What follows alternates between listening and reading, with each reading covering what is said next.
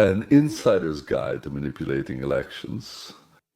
First, Joe Biden, who blurted out like an old man, well, revealed a little secret of the Democratic Party. Secondly, we are in a situation where we have gathered, and you guys did this for our administration, President Obama. Before that, we created, I think, the most extensive and comprehensive voter fraud organization in the history of American politics. Well, of course, he got in trouble at home for that from his wife, yes, but he immediately forgot about it. Okay, knowing that the Democrats are proud of this system, let's see how the manipulations took place. Or rather, I would call them schemes. All right, I have an incredible interview for you. This is actually the second part of the interview with Jovan Hatton Pulitzer. He lifts the veil and explains in detail how the 2020 election was stolen. Do you want to learn? Maybe it will come in handy. So, let's listen to the auditor. We know that the press lied to us, the polls lied to us, we already know all this from the results, and the specialists were constantly non-stop. So-called experts knew that the secretaries of several states suddenly invented absolutely unconstitutional, completely new voting rules. But I haven't heard yet a logical, evidence-based account of fraud at polling stations. Although, so to speak, we kind of suspect and know and so on. But something like, here's A, B, C, D, and here's the document. I haven't heard that. That's it. Now they promised to tell us about it. I spent $3 million on this because the more we found and the more we needed to implement technology to find these things and do it, I thought, oh God, I need to discuss some terrible things with you. Then I realized we have a problem. When the Senate in Arizona didn't want to talk about the key things that are actually crimes, they kept talking about the machines. Did you see all the lawsuits? There were more than 60 that were filed in the name of Trump or so on, Trump and others, and more than 60 lawsuits were dismissed or stopped. The reason they were dismissed or stopped is because it was related to the machines. Now, according to the Election Assistance Commission and the Help America Vote Act, all the rules are voluntary. They have no enforcement authority. Now, where is the crime? It's a crime if you can prove that something happened with the paper, that is, with the ballot. That's already a state. It's a state and federal crime. Now, President Trump knows this firsthand. We discussed it in person. He wants to get rid of mail-in voting, but you have to remember that we have 50 elections. We're not federal. By the way, I didn't know that you can't prosecute for fraud using electronic machines. It turns out the laws are written about paper, about ballots.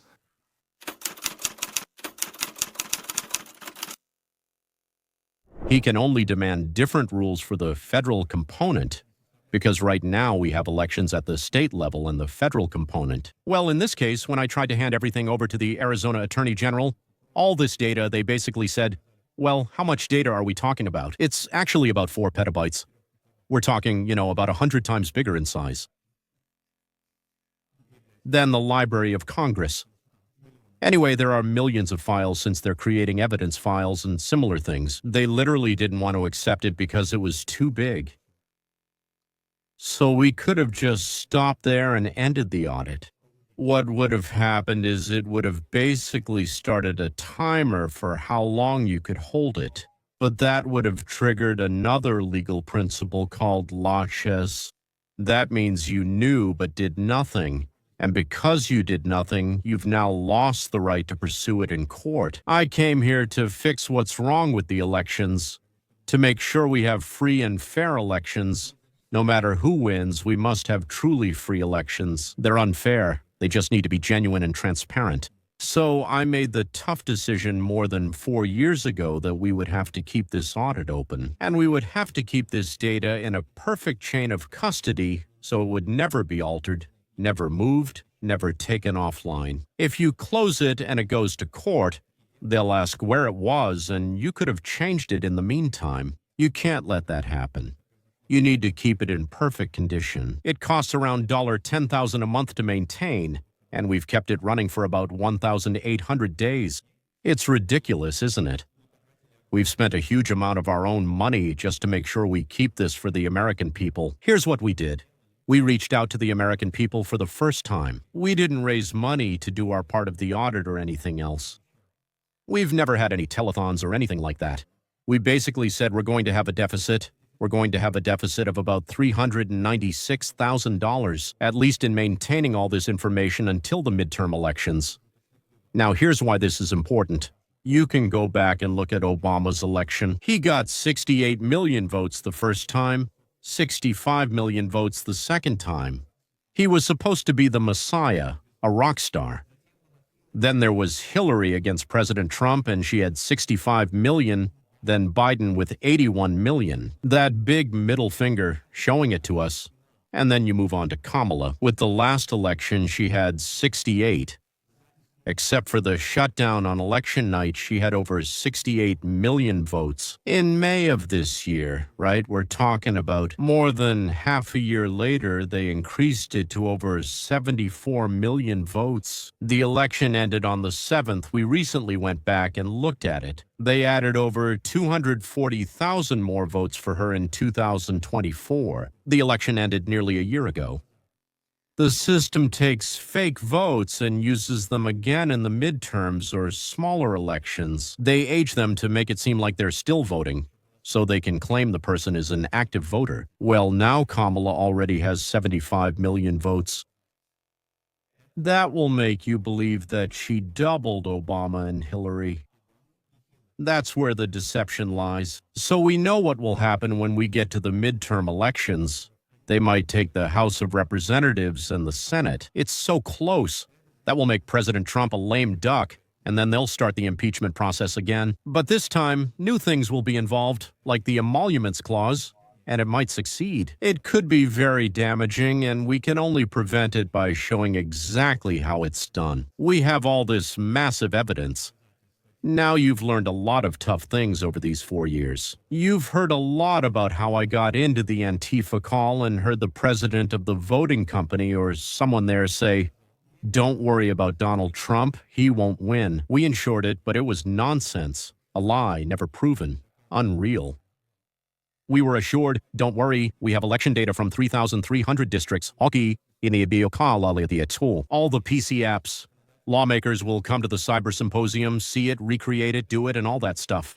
Then, when it got to court a few months ago, you hear Mike Lindell say, "Well, we never had them." America was disappointed because it doesn't have evidence that could be proven in court. You need to have irrefutable evidence, so I would like to go over some of the evidence samples that we have with you. To summarize, the Democrats can still change the voting results. Of course, it's almost impossible to get rid of bedbugs. In November, according to the information, Kamala had 68 million votes. I think that's a lie, too. And now the Election Commission has noted that she had 75 million, which means she's more popular than Obama, than Clinton, than Bill Clinton, and, well, basically all the Democratic presidents before her. That seems a bit strange to me. So we'll start with the night of the 2020 election. And when it was determined that Joe Biden won in Arizona, after everything was said and done, it basically meant that Joe Biden won in Arizona by about 10,516 votes. All right, so that's the magic number. 10,516 votes. I'll recreate some things for you as a forensic auditor that we examine and find. And it's our duty to take what they've reported, and all we do is verify what they've reported. That's it. Was it real? Was it factual? So the first thing we realized while studying telemetry, meaning all the data coming into the machines, we realized, wait a minute, why Maricopa County? Now remember, this is the 4th largest county in America, the 2nd largest voting bloc in America, and it's bigger than most states in terms of volume. So this is a massive audit. We've seen everything. One of the things we noticed is that if the election ended on November 4th or 5th, whenever it was, so much time has passed. Anyway, and it has to be certified by the county in a few weeks.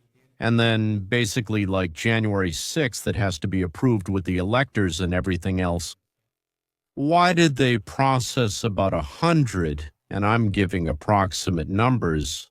Why did they scan 120,000 ballots a month after the election? The first thing that comes to mind is, wait a minute, we're looking into this. These are their reports, not ours. This is exact data from the machines, precise telemetry of everything coming in. Let me explain. Trump won Arizona. But a month after the election, now I laugh, it was funny then. Someone adds, if I remember correctly, another 120,000 ballots, and a miracle happens. They all turned out to be for Biden, and Biden wins. And this is in the report of the Election Commission of that state. That can't be, you know, but there it is. It's a fact. Which Arizona banned from discussion. You can process 120,000 ballots a month after the election. How convenient is that?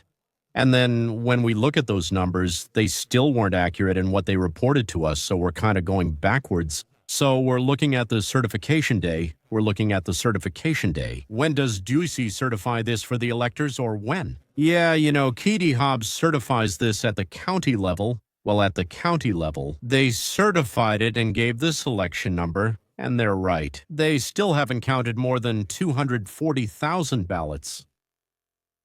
How can you certify an election if you supposedly haven't processed more than 200,000 ballots yet? And you ask, wait, where did you get that number from? So we go back again and look at the numbers for the district. Every day from the end, we just go back. Now we start from the end, and I go back, right? On any day when they gave the numbers, those weren't the numbers they actually had. They literally just picked the final winning number out of thin air. So now, as we're going back in time, right? Now we're on election day. If you remember on election day when they said, well, we won't have the results, and this will probably take some time. They said they needed 10 extra days to count the ballots. Remember what you have. He now has 120,000 ballots being processed a month later. Now we'll look from election day to those 10 extra days of counting. What you need to know is that before election day, they're being processed. They processed around 140,000 ballots daily, serving as a benchmark. Over 28 days, that's about 140,000 ballots, and they're using 10 machines. Start these things up. All right. Now we know how many they process, and we know how many machines are needed for that.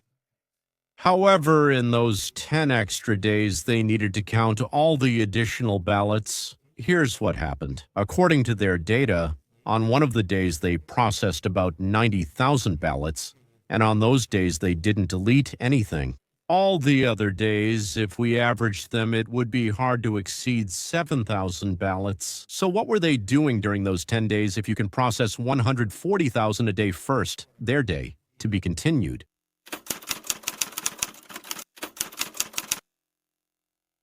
Before Election Day, they counted those who voted early, and they counted about 120,000 to 140,000 ballots a day.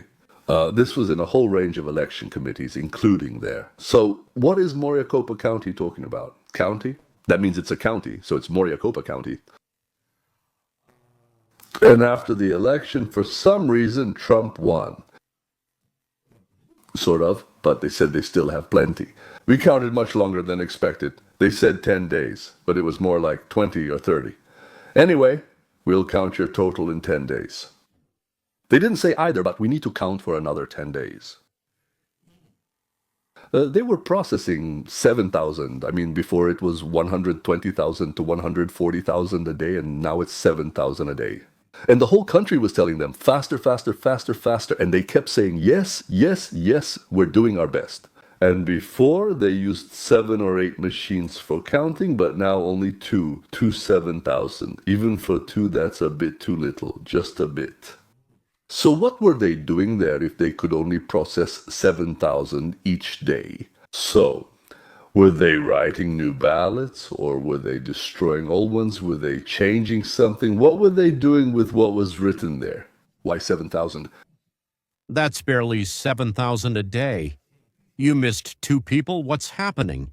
That's even worse. Previously, they used 10 cars. After Election Day, only 2. So if they were overloaded and needed 10 extra days, why did they use only 2 big cars for this? So you understand that something is wrong, something is a scam because they weren't processing the ballots. Now let's go back a little bit. So we're fighting to get all this information. Oh, and you might remember how President Trump is on television saying, Wendy, get the routers, get the Splunk logs, yeah? And they're talking about routers and Splunk logs. But that's how you can see who was logging in and out of the system, who was looking at what. There were about 30,000 anonymous logins to the system. That's when they log in, take a look to see what's going on, and then log back out. For some reason, for the first time in history, for the first time ever, the so-called routers for the system, instead of being placed in Moria Cop, were placed in the sheriff's office. It's like, why would you move your router there? But they knew that by moving it to the sheriff's office, they were actually getting protection from an audit. We can't hand this over because it contains the sheriff's and investigative information, which we must protect. We never received them, so we need to examine these things more closely. But if you remember, there were a lot of lawsuits, and we had to keep suing to force the Senate and then the county registrars to give us the information. After a long fight, we got the audit. I won't get into the details, but we finally got it. Now, when we got those boxes, there were 1,675 boxes with ballots, 1,675. Now, this is all physical evidence. Remember, you need a chain of physical evidence.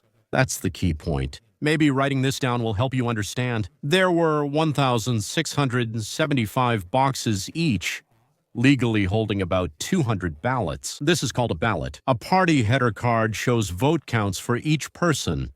You get 1 header card per batch, and there are usually 8 batches in a box. When they are put in the box, they are sealed. We expected 1,675 boxes, but only received 52. Out of the 1,675 that were sealed and protected. Not only that, but the auditors found that 30,000 times someone, without the right to interfere, accessed the machine's work when they weren't allowed to. What was he doing there? Was he checking how the votes were counted, or something else?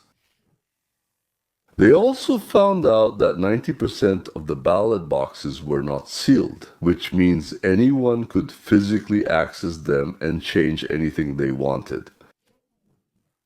Only 52 out of 1,675, so that's 1,653, or yes, 53 remained. Now let me tell you about those boxes. In those boxes, when you open them, they were all in disarray, just a complete mess. You could see the batches. They were kind of stuck at the bottom. All the header cards, yes, the ones that show what the votes should be, they were all on top. They weren't with the batches. The batches were at the bottom. They were there. But in a batch of 200 ballots, there could be only 30 ballots between them. There were layers and layers of just packed ballots. They were just stuffed in there in complete disorder. You don't even know where they're supposed to go. So that should tell you, hey, there's complete chaos here. Someone was messing around with these things. A true sign, C52. Now, if you remember any of my work, I told you that they're not printed in the right size. They're not printed on the right paper. You failed in this category. These are not postal, these are not real postal ballots. Too many duplicates, too many handfuls, just all this junk. I'm not going to get into that. But if you look into those 52 boxes and look inside those 52 boxes, all the mistakes we found in 1,000 and 1,653, for example. Let's take Sharpie. Remember the story with the Sharpie markers? They told you it wasn't a problem. It wasn't anything serious. Sharpiegate. That's due to my investigation. For the first time in history, people were forced to use Sharpie on Election Day. Before that, it was prohibited. Well, only those ballots on Election Day. Only on Election Day, because that's when you use those Sharpies. Let's say it's 130,000 ballots. All 130,000 ballots had 2,100,000 extra votes because they leaked. So it looks like all these dots, the machine can't understand it, and that's why it all looks like votes. Only on those 100,000. Now remember, this only happened on Election Day, 2,100,000 votes.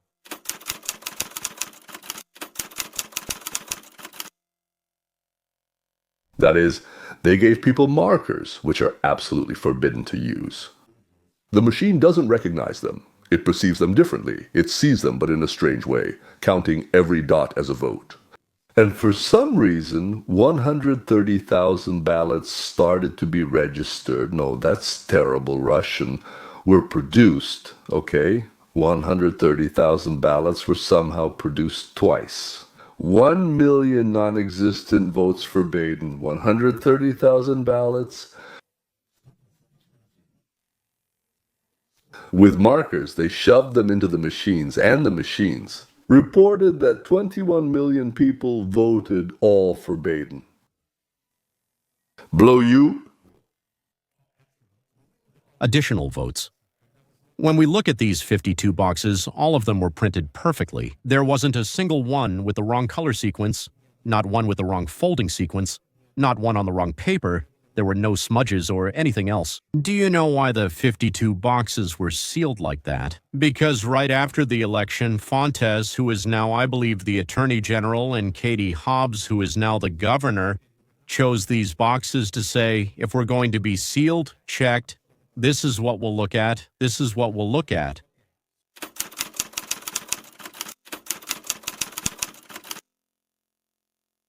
So it turns out that a lot of people, not just one, not two, not eight, but a huge number of people were involved in the forgery. They prepared 52 boxes, all in perfect order, so they could easily pull out any number, 1, 2, even 20 pairs whenever needed for any auditor. And the main person responsible for this whole story, the one in charge of it all, was rewarded with the position of governor of Arizona.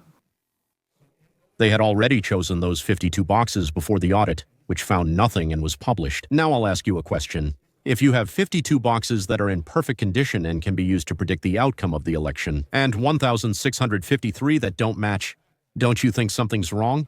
Yes, something serious is wrong.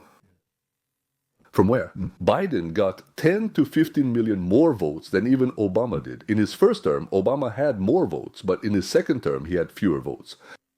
Not to mention Hillary, Bill, and all those others. Bush, Carter, and so on. They give it to us again, and we notice it. That's why you have to look at everything. I'm looking at 2 million ballots, so I'll use rounded numbers. We have 1,800,000 ballots that show everything that happened. And here's the standard. This is repeated 1,800,000 times.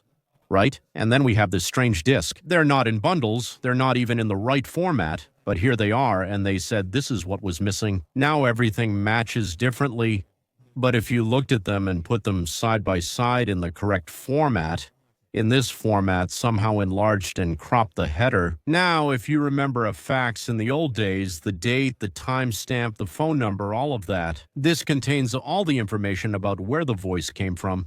This is the format. So they manually cut off the headers so we couldn't determine on which day and where it was uploaded to the machine. Write this in your notes. We have the disk now. No preliminary images. After months of waiting, we're finally getting this. So we say, let's see if they did it right. I'll speed up now. What's the next step? Why isn't this formatted correctly? Why can't we see the image or other content? You start looking at the changes to the document from the chain of custody. Every person who handled the ballot signs a paper. Again, are you comparing this over the 28 days before Election Day?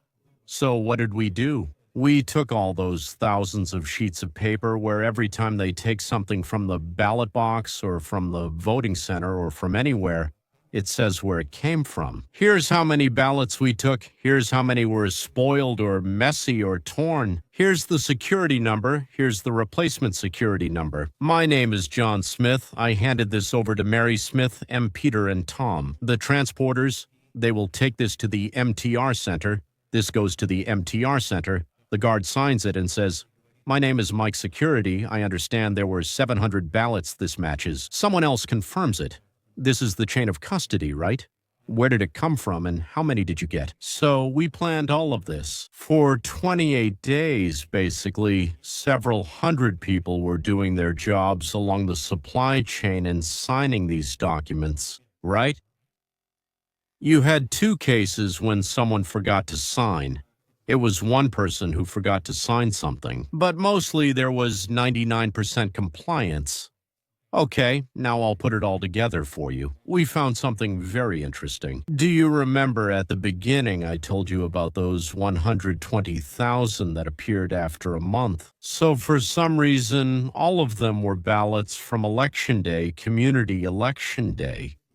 Then we go back in time. You know, for that disc we had to fight for, the one that was missing images. Damn, if every single one of them wasn't an Election Day ballot, then, you know, where we had Sharpie Gate, damn, what if it only happened with Election Day ballots? Now, I told you about the chain of custody. I told you that hundreds of people were signing every day at every location. Guess what happened on Election Day?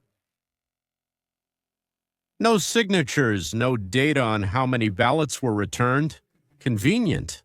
Convenient. They can't say exactly how many ballots they transported. But here's irrefutable proof for you.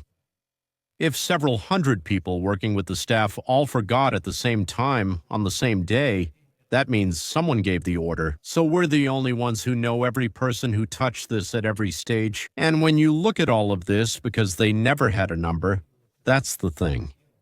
They haven't counted a single ballot since Election Day. Is it legal or right? The reason there's no preliminary image, and they changed it after the fact, is because that's what they released later. They manipulated the data to appear real-time, fabricating the numbers. Not very stupid. By the way, on Election Day, the Election Commission workers didn't let the staff sign transfers, departures, or handovers. In other words, they didn't sign anything, even though before that they always signed everything. Vasya passed it to Masha, who then handed it over so they could track who had it. That day, they didn't sign the ballots. And that's why, a month after the election, they suddenly found another 120,000 to 140,000 ballots that were supposedly received on Election Day, which no one signed or accounted for. And that's why the auditors can't tell whether these additional ballots that were added later were actually filled out. On the day, subtitles by Dima Torzok.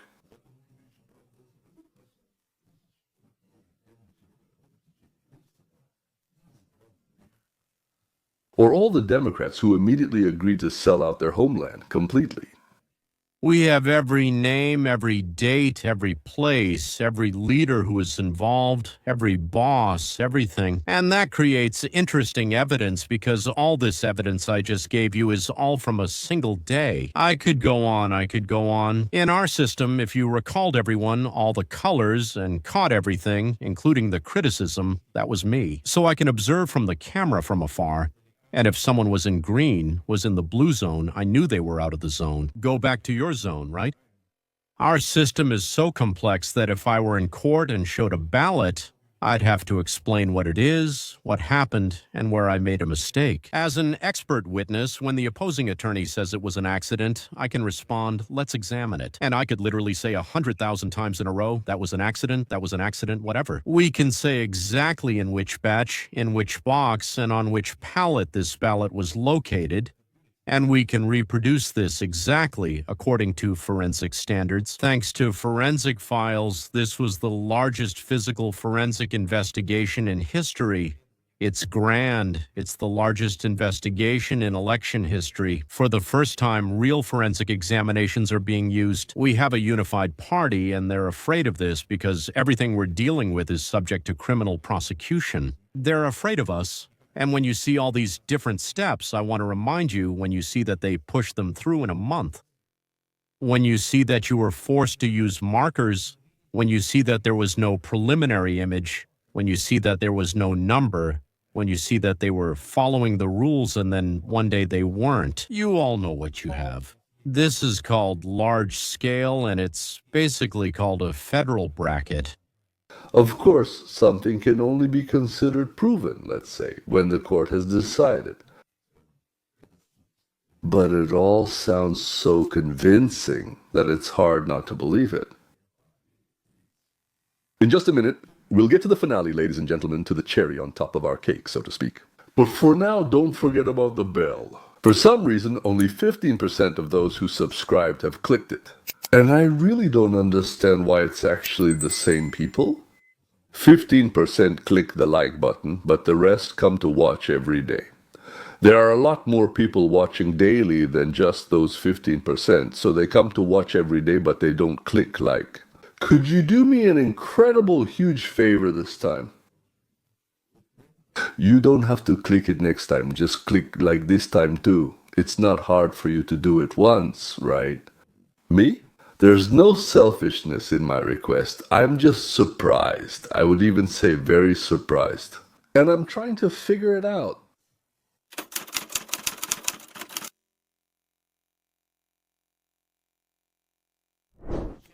That's why we need informants. The reason they turned to Chairman Grassley is because he was such a defender of informants. So again, I thank him for that.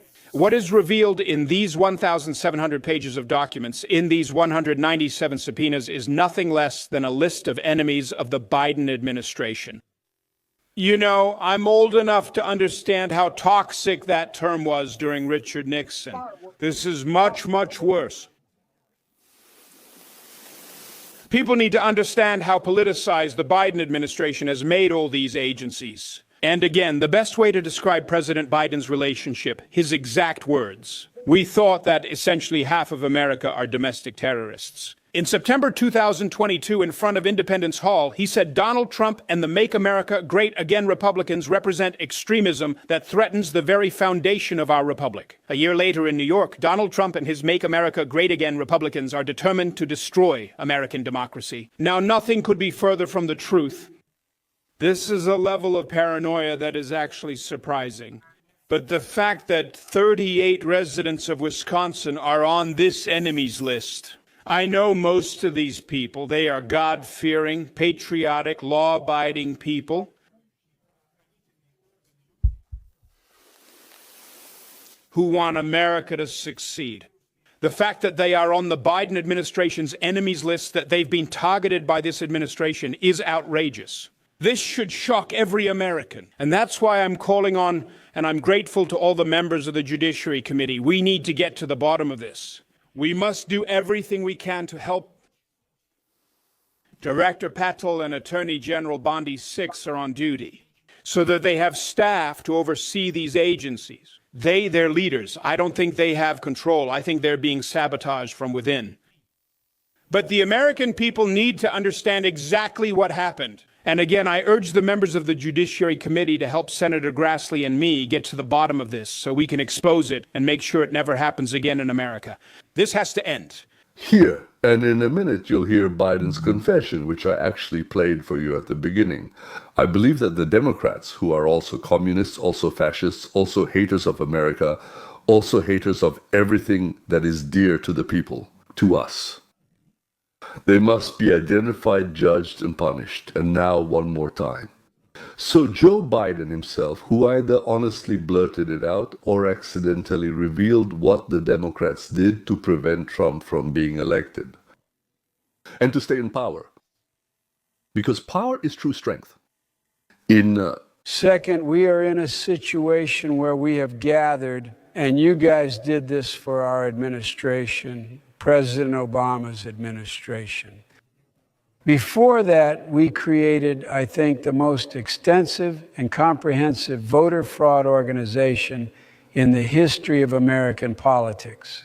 I didn't say that. That was the senile man. Biden is bragging.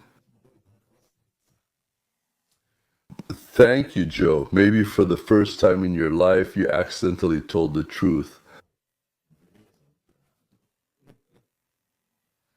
But better late than never, as the old Russian proverb says. See you.